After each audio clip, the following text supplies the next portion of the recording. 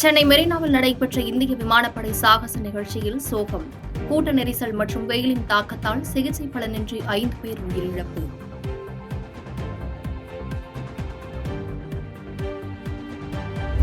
சென்னை மெரினாவில் கூட்டத்தை ஒழுங்குபடுத்த போதிய காவலர்கள் நியமிக்கப்படவில்லை என எடப்பாடி பழனிசாமி குற்றச்சாட்டு. மக்களின் பாதுகாப்பில் அரசு அக்கறை காட்டவில்லை என தமிழக பாஜக தலைவர் அண்ணாமலை விமர்சனம். விமானப்படை கோரியதற்கு மேலாகவே தமிழக அரசால் அனைத்து ஏற்பாடுகளும் செய்து தரப்பட்டன. மருத்துவத்துறை அமைச்சர் மா சுப்பிரமணியன் விளக்கம்.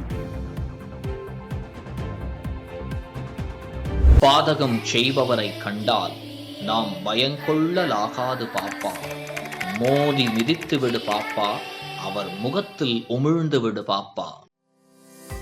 அண்மை செய்திகளை உடனுக்குடன் தெரிந்து கொள்ள இணைந்திருங்கள் இயம்நாடு தொலைக்காட்சியுடன்.